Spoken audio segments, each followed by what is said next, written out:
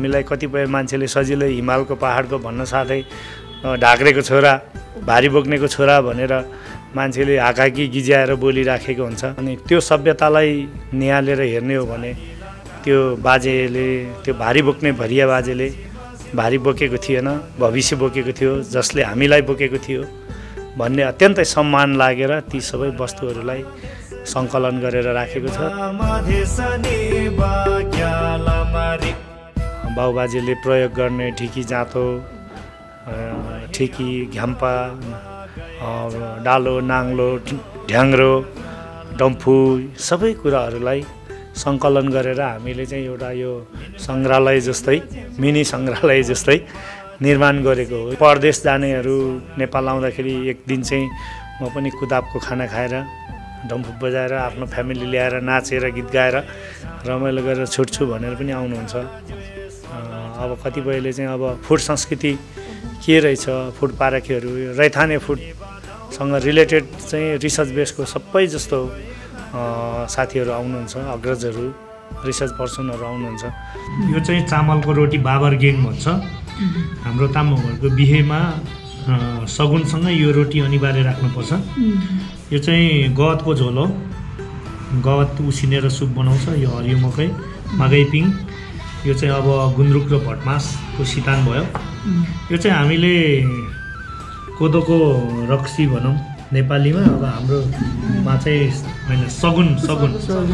नेपाललाई प्रगति गर्नेहरूले नेपालमा उत्पादन भएको फुडलाई, नेपालमा मानिराखेको संस्कृतिलाई प्रवर्धन गर्नुपर्ने ठाउँमा यो चाहिँ हामीले खाने यो अल्कोहलहरू चाहिँ अब यो अहिले तपाईँले भन्नुभएको विदेशी ब्रान्ड जति सबै राज्यबाट स्वीकृति प्राप्त हो।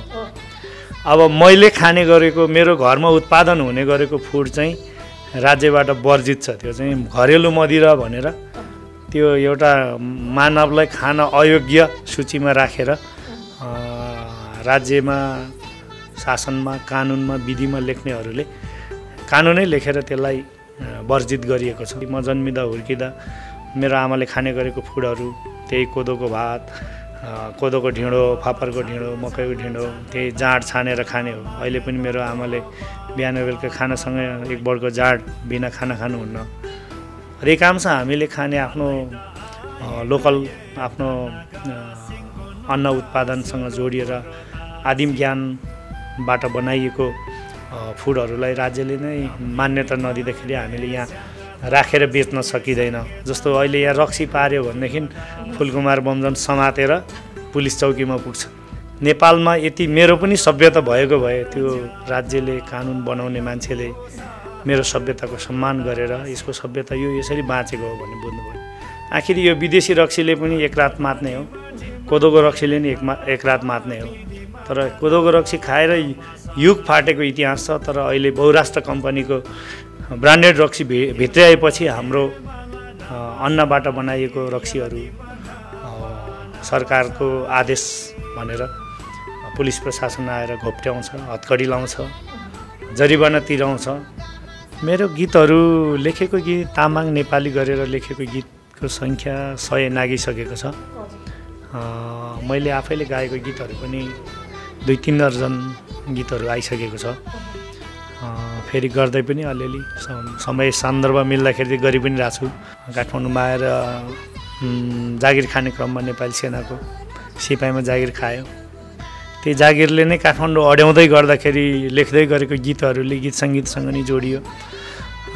त्यसो गर्दै गर्दै अब जागिर पछिको अर्को पेसा सुरु गर्दाखेरि फेरि कुदाबसँग जोडियो। हामीले ढिँडो खाउँछौँ, ढिँडो राख्दा पनि उहाँहरूले त्यो ढिँडो मात्रै टिपेर खानुहुन्छ क्या, त्यो तिउनमा चोपेर खानुपर्छ भन्ने ज्ञान नहुने रहेछ।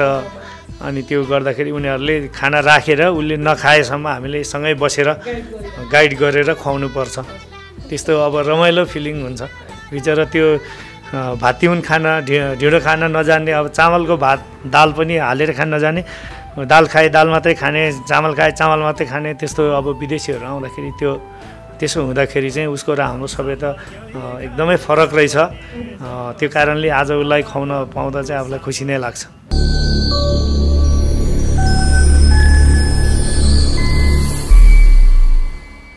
दर्शकवृन्द नमस्कार। आज हामीसँग तामाङ कुताब धिङ रेस्टुरेन्टको ओनर हुनुहुन्छ हामीसँग। म उहाँसँग थोरै कुराकानी गर्न चाहन्छु।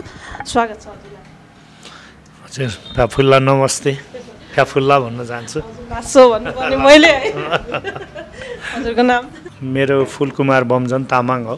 यहाँको पुरानै बासिन्दा हुनुहुन्छ कि पछि? होइन, म यहाँको धेरै भएको छैन। यो स्वयम्भूतिर आएको चाहिँ अब म लगभग 3 वर्ष जस्तो भयो। जुन कुदाब रेस्टुरेन्ट निर्माण भए पश्चात नै म स्वयम्भू विजेश्वरी आएको हो। मेरो घर सिन्धुली। हजुर। त्यही त अब हेर्दाखेरि पनि एकदमै पारिवारिक माहौल भनौँ न, एउटा छिर्दै गर्दाखेरि बाटोबाट पनि देखिन्छ। हामीले धेरै सजावट पनि छ यो रेस्टुरेन्टमा होइन। एक किसिमको हुन्छ नि, माहौल नै अर्कै छ। आफ्नै रीतिरिवाज, आफ्नै संस्कृतिहरूले एकदमै भरिभराउ देखिन्छ हामीले होइन। यसको बारेमा यो खास गरी हामी जुन मौलिक जीवनशैली, यो हिमाली पहाडी भेगमा जन्मी हुर्केको, अब हामीले बाउबाजेको इतिहासलाई फर्केर हेर्ने हो भने मलाई यो युगसम्म ल्याउन, म अहिले यत्रो हुनको लागि मलाई कसको योगदान कति थियो, म कसरी हुर्केको थिएँ। एउटा तामाङ समुदाय एउटा अहिलेको राज्यको शासनको हिसाबले हेर्ने हो भने अलिक पिछडिएको समुदायभित्र पर्छ।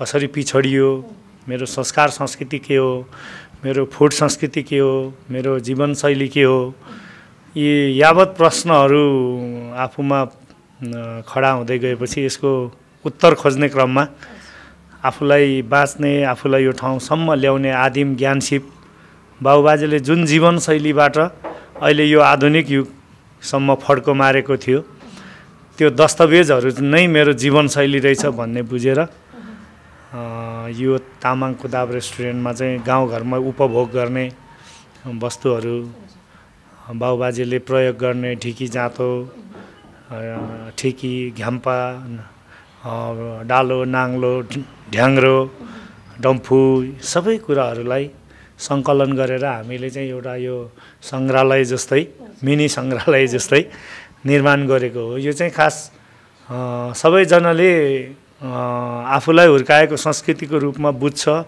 र नयाँ पुस्ताले पनि काठमाडौँको एउटा रेस्टुरेन्टमा छिर्दाखेरि गजबले त्यसलाई देख्न पाइयोस् भन्ने सोचले हाम्रो कुदाब टिम निर्माण भइसकेपछि सबै साथीहरूको सल्लाह भएर, मिटिङ भएर यी वस्तुहरू, पुरानो वस्तुहरू सङ्कलन गरेर यसरी निर्माण गरिएको हो।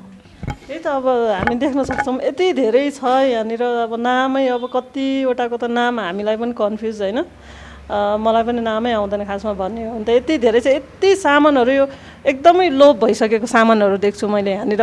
यो सामानहरू बटुल्नलाई अथवा खोज्नलाई चाहिँ कति टाइम लाग्यो कि आफ्नै घरमा थियो र ल्याउनु भयो? कतिपय त आफ्नै घरमा भएको पनि ल्यायो, अब कतिपय त गाउँ घरमा फुलकुमारले या तामाङ कुदाबले चाहिँ यसरी यो पुरानो भाँडाकुँडाहरू सजावटको रूपमा राख्दो रहेछ, मेरो घरमा पनि छ, म ल्याइदिन्छु भनेर पनि हामीलाई धेरै साथीहरूले गिफ्ट गर्नुभएको छ। कतिपय कुराहरू त उहाँहरूले घरमा पुरानो सामान, थोत्रो सामान भनेर उसलाई मिल्गाइदिने चिजहरू हो। हामीले चाहिँ त्यसलाई अत्यन्तै रेस्पेक्ट गरेर राखिरहेको छु। त्यसमा पनि अब एउटा कथा छ, त्यसमा चाहिँ एउटा टोकमा एउटा टेक्ने लौरो एउटा बाजेको जीवन सहारा हुन्छ। त्यो बाजेको चक्रले खिन्जेलसम्म त्यो टोकमा समाएको हुन्छ। एउटा त्यो जाँतो घुमाउँदा घुमाउँदा घुमाउँदा त्यो फालीले खाइसकेको जाँतोमा 2-3वटा पुस्ताको आमा हजुरआमाको जीवन बिताएको हुन्छ। त्यो भारी बोक्ने टोकमा टेक्ने बाजेहरूले भारी बोक्ने कथाहरू हामीलाई कतिपय मान्छेले सजिलै हिमालको पहाडको भन्न साथै ढाक्रेको छोरा, भारी बोक्नेको छोरा भनेर मान्छेले हाकाकी गिज्याएर बोलिराखेको हुन्छ। अनि त्यो सभ्यतालाई निहालेर हेर्ने हो भने त्यो बाजेले, त्यो भारी बोक्ने भरिया बाजेले भारी बोकेको थिएन, भविष्य बोकेको थियो, जसले हामीलाई बोकेको थियो भन्ने अत्यन्तै सम्मान लागेर ती सबै वस्तुहरूलाई सङ्कलन गरेर राखेको छ। र धेरै साथीहरूले मेरो घरमा, मेरो गाउँमा छ, म ल्याइदिन्छु भनेर ल्याइदिनुहुन्छ। कतिपय चाहिँ हामी टुरमा, गाउँ भिजिटमा जाने क्रममा हामीलाई फेला परेको वस्तुहरू, यो चाहिँ तपाईँको युज नभएको रहेछ, हामीलाई दिनुहोस् न, मलाई काम लाग्छ, म काठमाडौँमा लगेर राख्छु भने दिनुहुन्छ। त्यसरी पनि ल्याउँछु। अब जस्तै हुन्छ नि यहाँ यति धेरै सामानहरू छ, पुरानो सामानहरू होइन। अब कति त अब गाउँघरमा युज नभएर अब कतिले नबुझेर आधुनिक सामानहरू, आधुनिक प्लास्टिकको भाँडा, स्टिलको भाँडाहरू भित्राउने क्रममा चाहिँ यी भाँडा चाहिँ फ्यालिसकेको पनि छ, कति ठाउँमा चाहिँ छँदै छैन अहिले, एकदमै लोप भइसकेको छ। र यहाँ आउँदाखेरि चाहिँ अब जस्तै हुन्छ नि, अब कसैलाई अब कल्चरलको बारेमा भन्नुपर्दाखेरि अथवा हाम्रो बारेमा के रहेछ त भनेर कोही यहाँ बुझ्न आउने त्यस्ता पनि छन् कि? यो चाहिँ एकदम म्याक्सिमम नै छ। जस्तो अब बिदाको समयमा स्कुले भाइ बहिनीहरूलाई लिएर उहाँको बुवा आमाहरू आउनुहुन्छ। हाम्रो तामाङ संस्कृतिमा यस्तो डम्फु यस्तो हुन्छ, यसको संस्कार। हाम्रो तामाङहरूको पनि छुट्टै खानाको परिकार छ, फल्ना स्वयम्भूमा रेस्टुरेन्ट छ भनेर धेरैजना आउनुहुन्छ। अब त्योभन्दा पनि परदेश जानेहरू नेपाल आउँदाखेरि एक दिन चाहिँ म पनि कुदाबको खाना खाएर डम्फु बजाएर आफ्नो फ्यामिली ल्याएर नाचेर गीत गाएर रमाइलो गरेर छुट्छु भनेर पनि आउनुहुन्छ। अब कतिपयले चाहिँ अब फुड संस्कृति के रहेछ, फुड पारखीहरू, रैथाने फुडसँग रिलेटेड चाहिँ रिसर्च बेसको सबै जस्तो साथीहरू आउनुहुन्छ, अग्रजहरू, रिसर्च पर्सनहरू आउनुहुन्छ। कतिपय कुरा चाहिँ तपाईँले यो अझै सुधार्नुपर्ने रहेछ पनि भन्नुहुन्छ। अब हामीले पनि काठमाडौँमा एउटा सीमित एउटा रेस्टुरेन्टमा हामीले हाम्रो पहुँचले जति सकेको त्यो म्यानेज गरिरहेको हुन्छ। कतिपय हामीले म्यानेज गर्न हामीले यहाँ बेच्न चाहने वस्तुहरू पनि बजारमा किन्न पाउँदैन। अब कति त प्रशासनबाट वर्जित छ, त्यसले गर्दाखेरि अब जति मौलिक देखाउनु पर्थ्यो अब पूर्ण रूपमा त्यस्तो गर्न चाहिँ सकिरहेको छैन। जस्तै अब यहाँनिर मैले तामाङको परिकारहरू पनि धेरै थरीको देखिरहेको छु यहाँनिर होइन। एकदमै धेरै अब कति त अब तामाङहरूलाई नै थाहा छैन होला, आधुनिक अब हुन्छ नि सहर बजारमै हुर्केको जन्मेको मान्छेहरूलाई त थाहा हुन्न नि त। यो परिकारको बारेमा पनि हामीलाई थोरै भनिदिनुहोस्। खास गरी हामीले तामाङ दिगु सेट भनेर यहाँ पहिलो मेनु बनाएको छ। दिगु सेटमा चाहिँ हामीले फापरको रोटी, फुलौरो र अनि चामलको रोटी। हाम्रो बिहेमा तामाङहरूको बिहेमा चाहिँ त्यो चामलको रोटी नभई हुँदैन, त्यो गरेर अनि आलुम भन्छ, त्यो आलुम चाहिँ गाउँको बनाएको छ। आलुम चाहिँ फापरको बनाउँछ विशेष गरी। यहाँ चाहिँ हामीले सबै खालको कोदो, मकै, कोदो, फापर, चामल सबै मिक्स गरेर खाजाको सेट तयार पारेको छ। जसमा मकैको चाहिँ हरियो मकै नै हामीले उसिनेर राखेको छ। अनि गहतको झोल, गहत उसिनेर गहतको झोल राख्छ, गुन्द्रुकको अचार। अब त्यसमा मासु खान चाहनेहरूलाई मासुको परिकार पनि राख्छ। अब मासु नखानेहरूलाई मासु नराखिकनै खुवाउने चलन छ। त्यसरी खाजा बनाएको छ। खाजा सेटहरू दिगु सेट भनेर बनाएको छ। अरू चाहिँ अब त्यस्तै हो। त्यसमा अब त्यो गेङ भनेको रोटी हो, त्यसमा अम्लेटहरू राखेर खान सकिन्छ। अलिअलि फ्युजन पनि गरेको छ खानालाई। अब त्यो पुरानो परिकारहरू भन्दा अलि फ्युजन टाइपको मिसाएर खान चाहनेहरूलाई हामीले अलि थोरै ऊ पनि गरेको छ। मलाई यहाँ बुझ्नु मन लागेको यो चाहिँ बुझु होइन। यो चाहिँ हाम्रो चाहिँ किनभने अब यो चाहिँ खास चाहिँ पूजाहरूमा होइन, अब यस्तो भनौँ न उसको बेलातिर बनाइन्छ विशेष गरी। अनि यहाँ चाहिँ खानाको आइटममा नै रहेछ, यसको बारेमा पनि भनिदिनुहोस्। यो खास गरी हामीले यो धार्मिक हिसाबले प्रयोग गरिन्छ। यो रेस्टुरेन्टमा चाहिँ यो नै पहिलोचोटि प्रयोग हो। यो मैले यो राख्नुभन्दा पहिला मेरो यो धार्मिक हिसाबले हाम्रो लापनहरू बोन्बोहरूसँग सोधेको थियो, यसो गर्न मिल्छ कि मिल्दैन भन्नु। त्यो तोर्मो नै बनाएर भुजु नै बनाएर त त्यसो गर्नु मिल्दैन होला, यो त हाम्रो धार्मिक कल्चर हो, त्यसरी रेस्टुरेन्टमा बेच्नु हुँदैन भन्नुभएको थियो। मैले फुडको हिसाबले चामलको खाना जस्तै पकाएर जसलाई माडेर तोर्मो बनाइन्छ, त्यसको मिठाई पनि मिठो पनि अत्यन्तै मिठो हुन्छ। सुन्ने खोले भन्छ, त्यो चामलको पिठो भुटेर कुखुराको मासुमा मजाले झोल, बाक्लो झोल बनाएर खाने चलन छ। त्यो अत्यन्तै हाम्रोतिर सिन्धुलीतिर अथवा यो मध्य पहाडी बेलमा खाने फुडभित्र पर्छ। त्यो कारणले यो चाहिँ हाम्रो तामाङको हरेक रिमठिममा, देवालीमा, हरेक पूजामा प्रयोग हुने भएको हुनाले हामीले चाहिँ यो फुडको हिसाबमा ल्याउनु पर्छ भनेर राखेको हौँ। जस्तो अहिले पूजा गर्ने चलनहरू हराए पनि यो फुड कल्चर चाहिँ स्थापित गर्नुपर्छ भन्ने हिसाबले हामीले यहाँ राखिएको हो। जस्तै अब यतिखेर हाम्रो दर्शकहरूले पनि हेरिराख्नु भएको छ होइन, अब सम्भव हुनेहरू त अब यहीँ पनि आएर खानुहुन्छ होला, तर होइन अब जस्तै सम्भव नहुनेहरूलाई त यो त हामीले नि खान पाए हुन्थ्यो, कसरी बनाउने होला भन्ने एउटा जिज्ञासा हुन्छ नि त मान्छेमा। यसलाई चाहिँ कसरी बनाउनु मिल्छ त्यो पनि छोटो भनिदिनुहोस्। अब यो खास गरी मध्य पहाडी बेल्टमा जन्मे हुर्केको धेरैलाई त गाउँघरमा यो थाहा पनि हुन्छ, यो वन संस्कृतिसँग बढी रिलेटेड छ। यो लामाहरूको पनि पूजामा हाम्रो तोर्मो बनाउने चलन छ, यो चामलकै बनाउँथ्यो पहिला। अहिले चाहिँ सहरमा जे सहज हुने त्यो अर्को पिठोबाट बनाइएको देखियो। त्यसरी हाम्रो संस्कृतिहरू चाहिँ असहज फिल गरेर चेन्ज हुँदै जाँदाखेरि हाम्रो मौलिक कल्चर हराउँदै गएको हो। खास गरी तोर्मो बनाउनलाई, तोर्मो भन्छ नेपालीमा, हामी तामाङले बुजु भन्छौँ। यो बनाउनलाई लोकल चामल हुनुपर्छ, नरम खालको, त्यसमा एकदमै पानीको ब्यालेन्स मिल्नुपर्छ।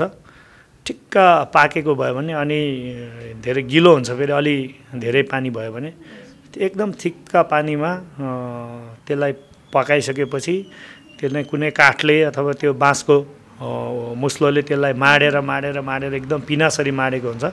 अनि जस्तो ढिँडो पकाएको ओडालेको जस्तै हो, त्यसलाई मजाले त्यो पिनासरी माडेर अनि त्यो जस्तो बनाउने उस्तै आकार बन्छ। त्यसमा हातमा घिउहरू तेलहरू थोरै लगाएर अनि त्यसरी समात्नुपर्छ, हातमा टाँसिँदैन।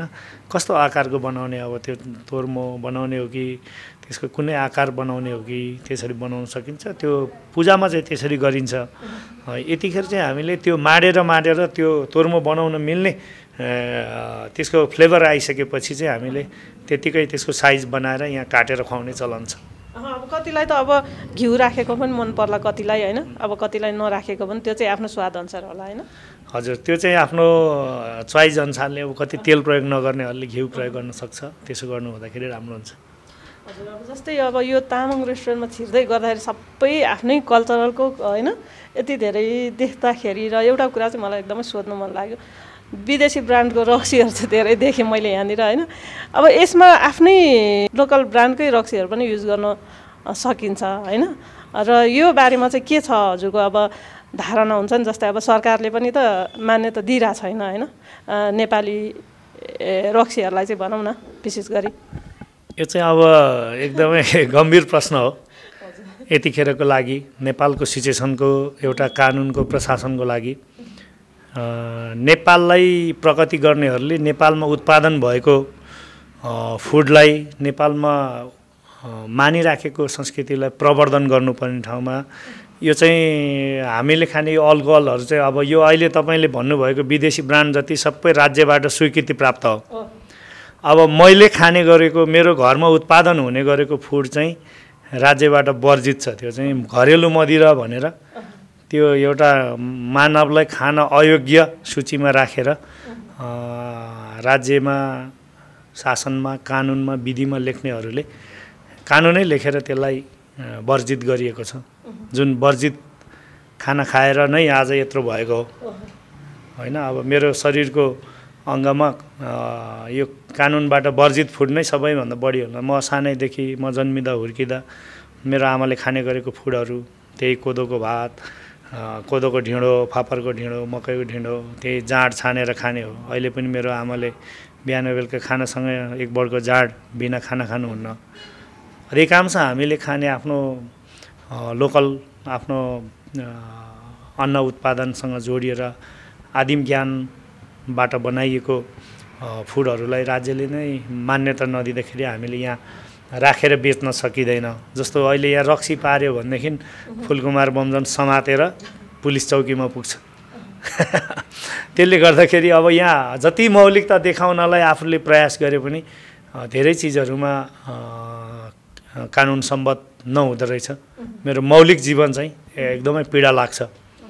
सायद यो देश नेपाल नै बनाउने भए, नेपालमा यति मेरो पनि सभ्यता भएको भए, त्यो राज्यले, कानुन बनाउने मान्छेले मेरो सभ्यताको सम्मान गरेर यसको सभ्यता यो यसरी बाँचेको हो भन्ने बुझ्नु पर्यो। आखिर यो विदेशी रक्सीले पनि एक रात मात्ने हो, कोदोको रक्सीले नि एक रात मात्ने हो। तर कोदोको रक्सी खाएर युग फाटेको इतिहास छ। तर अहिले बहुराष्ट्र कम्पनीको ब्रान्डेड रक्सी भित्र्याएपछि हाम्रो अन्नबाट बनाइएको रक्सीहरू सरकारको आदेश भनेर पुलिस प्रशासन आएर घोप्ट्याउँछ, हतकडी लाउँछ, जरिवाना तिराउँछ। यस्तै यस्तै कारणले गर्दाखेरि हामीले यसलाई यहाँ चाहिँ नत्र भने त हामी दिन सकेको छैन। जस्तै भयो अब भनौँ न कोरियाले त छ्याङ भनेर निकालेको छ होइन। छ्याङ भनेको त हाम्रो नेपाली भाषा हो नि त, छ्याङ त होइन हाम्रो भाषा हो। स्वाद पनि हाम्रै नेपालकै छ क्या त्यसमा होइन। छ्याङ मैले पनि टेस्ट गरेको छु। त्यो छ्याङ भन्दाखेरि कोरियाले छ्याङ बनाएर बेच्न सक्छ भने होइन, हाम्रो नेपालमा चाहिँ यस्तो हुनुपर्छ, हाम्रो नेपाली ब्रान्डलाई पनि स्वीकृति दिनुपर्छ भन्ने चाहिँ हजुरलाई लाग्छ कि लाग्दैन? त्यो अत्यन्तै लाग्ने हो। अब मलाई चाहिँ अब सानो मुखले ठुलो कुरो गरे जस्तो हुन्छ। अब नेपालमा सबैभन्दा बढी प्रयोग हुने वस्तुहरू चौपाएकै हिसाबमा पनि अब हामीले पाल्दै आएको जनावर गाई गोरुलाई अब राष्ट्रिय जनावरको सूचीमा राखेको न्युमा हाम्रो गाईको मासु खाने सभ्यता पनि वर्जितै छ। अब हामीले खाने छ्याङ पनि वर्जितै छ। अब हामीले बनाउने यो डम्फु छ मसँग, यो डम्फु पनि अब घोरलको छालाको बनाउनु पर्ने हो, त्यो पनि वर्जितै छ। अब यो काठको काम गर्नुपर्ने कोइराला काठ काटे पनि वर्जितै छ। अब यो जमिन जङ्गल र यो सभ्यतासँग रिलेटेड धेरै कुरोहरू एउटा राज्यले यसको बाटो खुलाउनु पर्ने हो। यो चाहिँ फल्नाको सभ्यता हो, जस्तो कोइराला काठ चाहिँ काट्नलाई तामाङहरूको सभ्यतामा तामाङको लागि चाहिँ दिनुपर्ने हो, अरूलाई नदियो भने। किनभने उसको त त्यो डम्फु बनाउन त्यही काठ चाहिन्छ नि त।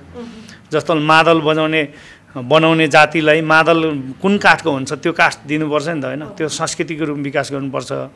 अब त्यो हामीले त्यसरी कोइराला काठ युज गर्दाखेरि न देशको जङ्गलै सबै सिद्ध्याउने हो कि सबै जङ्गल काट्ने त होइन होला होइन।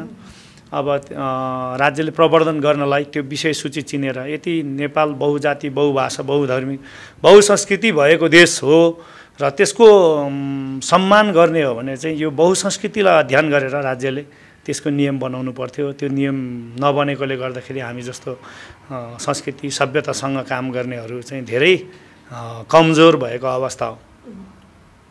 जस्तै अब मैले यहाँ देखिरहेको छु हजुरले लगाइराख्नु भएको छ होइन। यो टोपीलाई चाहिँ के भन्छ खास? यहाँ विशेष प्रकारको अब धेरै प्रकारको टोपीहरू छ यहाँनिर होइन। 10-12वटै होला सायद, छुट्टा छुट्टै प्रकारको छ। यो चाहिँ आधुनिकता ढल्किँदै जाँदाखेरि यो फेसन हुँदै हुँदै आएको हो कि यो यसको पनि छुट्टा छुट्टै मान्यता के छ? यो चाहिँ खास गरी पुरानै सभ्यताको हो। यो चाहिँ अब अहिले हामीले संस्कृति प्रवर्धन गर्ने क्रममा यो रसुवा क्षेत्रबाट ल्याइएको टोपी हो। यो चाहिँ सिन्धुपाल्चोकको 5 पोखरी क्षेत्रबाट उपलब्ध गरेको। अब यो खास गरी हिमाली सभ्यतासँग बढी रिलेटेड छ। किनभने पहिला अलि मध्य पहाडीदेखि तलतिर चाहिँ खाडीको लुगा लगाउँथ्यो भने त्योभन्दा पहाडी क्षेत्रमा खाडी पनि असम्भव भएको ठाउँमा यो उनको भेडाको उनबाट बनेको लुकुनी टोपी लाउने सभ्यता थियो। त्यो चाहिँ अहिले हामीले प्रचारको हिसाबमा र पछि आफ्नो सभ्यताको हिसाबमा एउटा मायाले पनि यो खोजेर लाउने चलन गरिराखेको छौँ। अब पछिल्लो समयको टोपीहरू चाहिँ अब फ्युजन पनि भनौँ न, अब पुरानो मेटेरियलहरू पाउँदैन। अब बजारमा पाएको चिजलाई कसरी त्यो आफ्नो जस्तो बनाउने भन्ने हिसाबले मोडिफाई गरेर बनाएर अब त्यो खाडीको लुगाको पहिला चाहिँ यस्तो इस्टकोट जस्तो बनाउँथ्यो, अहिले चाहिँ हामीले कोटै सिलाएर लाउने गरेका छ। त्यो गर्दै गर्दै जाँदा कतिपयले चाहिँ यसरी हाम्रो संस्कृति मोडिफाई भयो भन्छ। अब त्यो सिलाउने सभ्यता नै नहुँदाखेरि चाहिँ त्यसलाई त्यतिकै बानेर लाउने पनि चलन थियो। अब सिलाउने सभ्यता आएपछि सिलाएर लाउने नै हो, त्यो फरक पर्दैन, अलिअलि मोडिफाई हुँदै जान्छ युगअनुसार भन्ने लाग्छ। गीत सङ्गीत क्षेत्रमा चाहिँ हजुरको के छ अहिलेसम्मको? म खास गरी पहिलादेखि नै म 58-59 सालदेखि नै तामाङ भाषाको मौलिक गीतहरू लेख्दै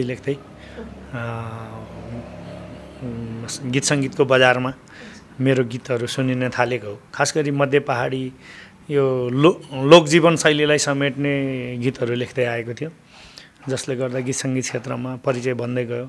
पछिल्लो समय तामाङ दाजाङ भन्ने यो साहित्यिक संस्था छ, एउटा मात्रै पत्रिका चलाइरहेछ हामी।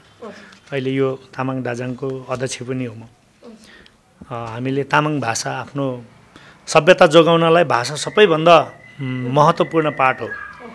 आमाको दुधपछि सिकिने भनेको चाहिँ भाषा हो। आमाले जे बोलिन्छ त्यही भाषा हो भन्ने बुझेर यो हामी निरन्तर भाषा साहित्य र मौलिक गीत सङ्गीत मौलिक सभ्यताकै विषयमा जोडिएर हामीले यसलाई बिजनेसको रूपमा पनि लन्च गरौँ।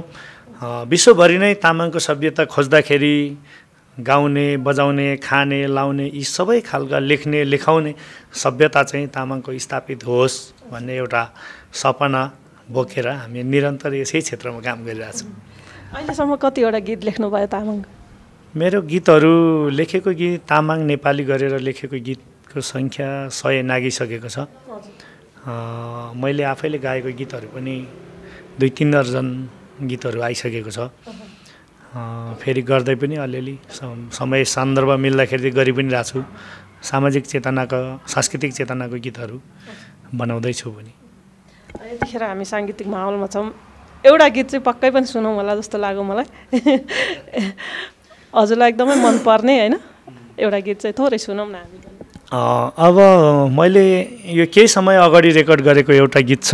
यो अमेरिका बसेर गीत लेख्नुहुने हाम्रो दिलीप योन्जन दाईले लेख्नुभएको गीत, उहाँकै गीत, उहाँकै एल्बम हो। निर्मला घिसिङ बहिनी र मैले गाएको छु, जसले चाहिँ तामाङ समुदायलाई एक हुनुपर्छ भन्ने खालको सन्देश दिएको गीत छोटो गाउँछु म। उठ्नु पर्छ, उठाउनु पर्छ, हामी तामाङ एक हुनु पर्छ, धर्म कर्म रीतिरिवाज जोगाउन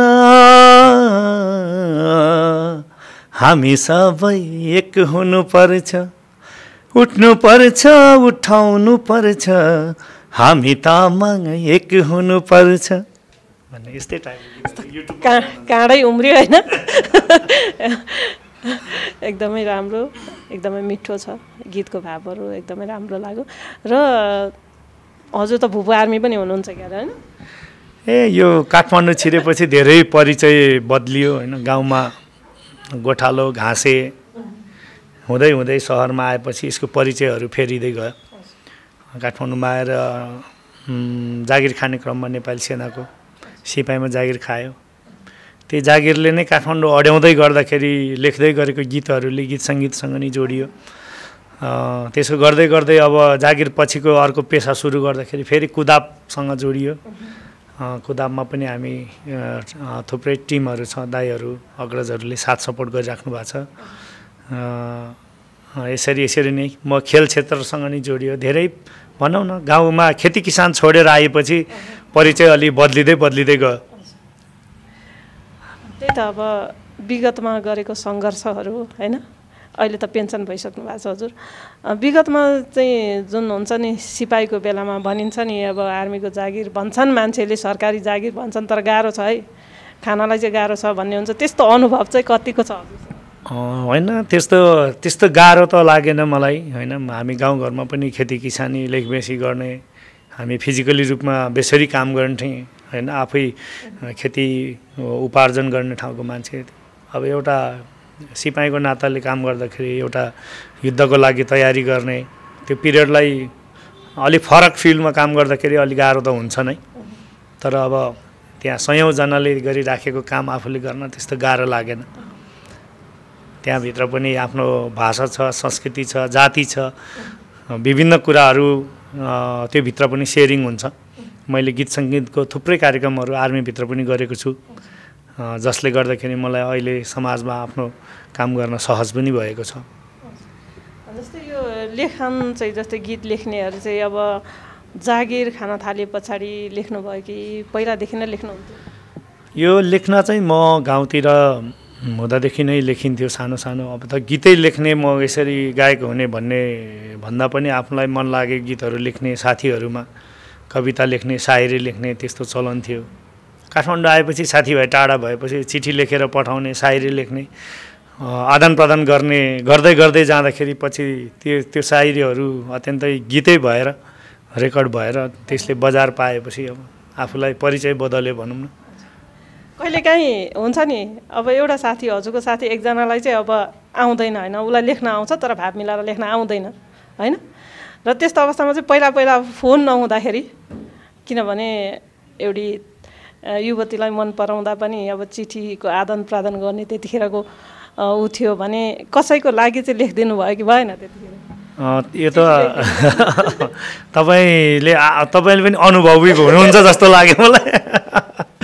यो अत्यन्तै हो। मैले आर्मीमै बस्दा पनि मैले लेखेको थियो। कतिपय मेरो साथीहरूले चाहिँ मैले तामाङै भएर उसले तामाङकै लागि लेख्नु पर्दाखेरि तामाङ भाषामा लेखिदिनु पर्ने, त्यसो गरेर कतिपय त्यो पछि ऊ आफैले लेखेको होइन भन्ने थाहा पाएपछि मैले मेरो नाम लिएर अर्काले लेखेको चिठी लेखेर मसँग उ गर्ने भनेर मलाई भन्यो भनेर साथीहरूले हँसाउँथ्यो। लेख्थेँ म त्यो आफूले लेख्दै जाने क्रममा अब साथीभाइले सहयोग मागेको बेलामा त्यो साथीहरूलाई सेयर गर्न लेख्न सक्ने भएको थियो। होइन अब अलिकति गीत लेख्ने कविता लेख्ने मान्छेहरूको त अब शब्दमा नै मिठास हुन्छ नि त होइन। त्यसरी लेख्दै गर्दा चाहिँ कतिजनाको लेखिदिनु भयो? मैले एक्ज्याक्ट त्यस्तो त थाहा छैन। मैले एकजना साथीलाई चाहिँ लेखेको थियो, उसको त्यो चिठी लेखेर आदान प्रदान भएर पछि उसलाई मन पराएर उसले भगाएर ल्याउन खोज्दाखेरि दाइहरूले समातेर होइन उसलाई समातेर के गरेर अनेक गरेर पछि छुटाएर फेरि सगुन लगेर उसले मागेर बिहे गर्यो भनेर मलाई बिहेमा निम्तो गरेको थियो। तर हामी त्यो सङ्कटकालको बेलामा भएर उसको बिहेमा जान चाहिँ पाइएन। एकजना भाइ यतै काठमाडौँ सुन्दरी जलतिरको भाइ हुनुहुन्थ्यो, उहाँले मलाई पछि अत्यन्तै उ गरेको थियो। दाइले गर्दाखेरि मलाई त्यो चिठी सबै सहाराले मलाई मन परायो। पछि उसको दाजुभाइले यसरी भगाएर ल्याउन नदिएपछि सगुन राखेर ल्याएँ भनेर अत्यन्तै रमाइलो घटनाहरू छ। अरूको त अब चिठी लेखेर विवाह पनि गरिदिनु भयो होइन, आफूले चाहिँ कतिजनालाई लेख्नुभयो कि लेख्नु भएन? मैले पनि पत्र मित्रको हिसाबले धेरै साथीहरूलाई पत्र लेखियो। म रेडियो नेपालमा ध्यानबहादुर मोक्तान दाइले एउटा तामाङ कार्यक्रम चलाउनुहुन्थ्यो स्यालगार भन्ने, जसमा मैले युवाहरूको दायित्वहरू लेख्थेँ कहिलेकाहीँ। अनि त्यसपछि मलाई धेरै साथीहरूले पत्र पठाउनुहुन्थ्यो। त्यसको अनि अमरध्वज दाइले चलाउने अमर सरोवरमा पनि मैले पत्र लेख्ने गर्थ्यो। त्यो पत्रले नै हामीलाई लेखाइ क्षमता अभिवृद्धि गर्दै गएकोले गर्दाखेरि त्यो जसले त्यो बेला मलाई पत्र मित्र गर्नुभयो त्यो साथीहरूलाई पनि हृदयदेखि धन्यवाद भन्न चाहन्छु म। भेटघाट हुन्छ कि हुँदैन ऊ बेलाको त्यतिखेरको पत्र मित्रता भन्ने त अहिले त हराइसक्यो मोबाइलले गर्दाखेरि होइन। त्यतिखेरको साथीहरू चाहिँ कोही कन्ट्याक्टमा हुनुहुन्छ अझै पनि? खै अब यो त्यसरी पत्र मित्र साथी हो भनेर अहिले त्यति खासै अपडेट भएको याद छैन। अब त्यो बेला पत्र मित्र थियो, अहिले फेसबुकको जमाना आइसक्यो। अब हामी त्यस्तो लङ टर्म अपडेट हुन सकेन। पत्र मित्रको हिसाबले जो साथीहरूसँग पत्र मित्र गरियो लेखियो, त्यसपछि चाहिँ उहाँहरू अहिले खासै त्यस्तो सम्पर्कमा छैन। यो जुन छ नि यो रेस्टुरेन्ट, यो तामाङ चुलो भनौँ न होइन, लोकल चुलो, यहाँसम्म आउने लोकेसन पनि भनिदिनु होला। तामाङ कुताब धिम रेस्टुरेन्ट चाहिँ अहिले स्वयम्भूको विजेश्वरी 15 रिट्रिट अपार्टमेन्टसँगै छ, जसलाई ठमेलतिरबाट डल्लुतिरबाट आउँदाखेरि वज्र होटल हुँदै आउन सक्नुहुन्छ भने स्वयम्भू भिजिट गर्नु हुने पाहुनाहरूले चाहिँ स्वयम्भूको भगवान पाउबाट सिधा ठमेलतिर आउने बाटोमा लगभग 300 मिटर जति अगाडि आउँदा राइट साइडमा पाउन सक्नुहुनेछ तामाङ कुताब धिम रेस्टुरेन्ट। एकचोटि पक्कै पनि आउनु होला, भिजिट गर्नु होला। हजुरहरूकै कल्चरको खानेकुराहरू यहाँ धेरै पाइन्छ र सुपथ मूल्यमा पनि छ। एकदमै सुपथ मूल्यमा यो हाम्रो सभ्यतालाई प्रवर्धन गर्नुपर्छ, यो मेरो संस्कृति हो, मेरो सभ्यता हो भन्ने एउटा गर्वले निर्माण गरेको हो। यो लोकेसनको हिसाबले यो ठमेल र स्वयम्भू ओहोरदोहोर गर्ने बिचको मध्य भागमा पर्छ। यो पर्यटन चल्ने बेलामा त विदेशी पर्यटकहरूको पनि राम्रै उपस्थिति थियो, हामीलाई राम्रै हौसला थियो। अहिले पनि हाम्रो विभिन्न समुदायका साथीहरू पनि तामाङ कल्चरल कस्तो रहेछ, फुलकुमारले कस्तो रेस्टुरेन्ट खोल्यो, तामाङको चाहिँ संस्कृति संस्कार के रहेछ भन्ने हिसाबले पनि आइराख्नु भएको छ। यहाँहरू फेरि पनि भिजिट गर्नुहुन्छ भन्ने मैले आशा गरेको छु। जुन यो हुन्छ नि पर्यटकहरू, बाहिरबाट आउने पर्यटकहरूलाई चाहिँ हजुरहरूले यो आफ्नो लोकल खाना त्यो चखाउनु भयो कि नै? हामीले विशेष गरी नै हामीले विदेशी पर्यटनहरू आउने बेलामा अथवा हाम्रो देशको भन्दा बाहिरी देशको साथीहरू आउने बेलामा चाहिँ हामीले फर्स्ट प्रायोरिटी कि उनीहरूले यहाँको स्पेसल डिस के हो भन्दाखेरि हामीले तामाङ खाजा, तामाङ खाना भनेर भन्छौँ। अनि त्यसमा चाहिँ हाम्रो स्पेसल खाजा सेटहरू राख्छौँ, जस्तो अब तोङ्बाहरू राख्छौँ। अब हामीले लोकल उत्पादन गर्न सकिने अथवा यहाँ दिन सकिने चिजहरू फर्स्ट प्रायोरिटीमा राखेर खुवाउँछौँ। हामीले ढिँडो खुवाउँछौँ, ढिँडो राख्दा पनि उहाँहरूले त्यो ढिँडो मात्रै टिपेर खानुहुन्छ क्या, त्यो तिउनमा चोपेर खानुपर्छ भन्ने ज्ञान नहुने रहेछ। अनि त्यो गर्दाखेरि उनीहरूले खाना राखेर उसले नखाएसम्म हामीले सँगै बसेर गाइड गरेर खुवाउनु पर्छ। त्यस्तो अब रमाइलो फिलिङ हुन्छ। बिचरा त्यो भात खाना ढिँडो खान नजान्ने, अब चामलको भात दाल पनि हालेर खान नजाने, दाल खाए दाल मात्रै खाने, चामल खाए चामल मात्रै खाने, त्यस्तो अब विदेशीहरू आउँदाखेरि त्यसो हुँदाखेरि चाहिँ उसको र हाम्रो सबै त एकदमै फरक रहेछ। त्यो कारणले आज उसलाई खुवाउन पाउँदा चाहिँ आफूलाई खुसी नै लाग्छ। ओके, धेरै रमाइलो कुराकानी पनि भयो। हामी कुराकानीको अन्तिममा पनि छौँ यतिखेर। र मैले सोध्न बिर्सेका मलाई यस्तो खालको क्वेसन चाहिँ गरिदिएको भए मैले यो खालको चाहिँ एन्सर दिन्थेँ भन्ने त्यस्तो मैले भुलेका केही छ भने लास्टमा हामी अन्तिममा छौँ, भन्न सक्नुहुन्छ? एकदम धन्यवाद। खास गरी अब मेरो त्यस्तो ठुलो कुरा त केही छैन। अरू कुरो त म के भन्छु भने हामी नेपालमा जमिनको सबैभन्दा अल्को ठाउँ खोज्दै आयो भने पनि नेपालको सोलुखुम्बुमा आइपुग्नुपर्छ। बुद्ध जन्मेको देश अथवा बुद्धको शान्ति खोज्दै आउँदा पनि मान्छे नेपालमै आइपुग्नुपर्छ। तर विविध जाति मिलेर बसेको एउटा सानो देश खोज्दै आउँदा पनि मान्छे नेपालमै आइपुग्नुपर्छ। तर नेपालमा यी विविध जाति, विविध भाषा, धर्म, संस्कृति छ। यसलाई राज्यले प्रवर्धन मात्रै गरिदियो भने विश्वभरिको मान्छे नेपाल घुम्न आउँछ। त्यसको लागि राज्यले सहज वातावरण बनाइदिए, राज्यको निम्ति कुनै शासकको निम्ति एउटा भाषा, एउटा धर्म, एउटा जातको हैकम नलादिदिए, सायद यो पहाडमा फुलेको फुल जस्तै, सिजन अनुसार फुल्ने फुल जस्तै विविध जातिहरू आफ्नो जातप्रति, आफ्नो धर्मप्रति, आफ्नो संस्कृतिप्रति गर्वका साथ नेपालमा हाँसी खुसी बाँच्ने वातावरण बन्ने थियो। त्यस्तो खालको वातावरण बनाउनको लागि राज्य निर्माणमा लाग्ने, विभिन्न संस्कृति क्षेत्रमा अध्ययन अनुसन्धानमा लाग्ने व्यक्ति विशेषको कानमा यस्ता खालको सोचहरू, मेरो जस्तो मैले जे अपेक्षा गरेको थियो त्यो कुराहरू नि यहाँहरूले सुनिदियोस् भन्ने लाग्छ। समय र संवादको लागि धेरै धेरै धन्यवाद। हजुर, हस्, यहाँलाई पनि एकदम धन्यवाद। यो किताबलाई सम्झेर र यो आफ्नो केही कुराहरू दर्शक श्रोता र हामीलाई माया गर्ने सम्पूर्ण दाजुभाइहरू समक्ष राख्ने मौका दिनुभयो। यहाँलाई फेरि पनि धन्यवाद फ्याफुल्ला भन्न चाहन्छु।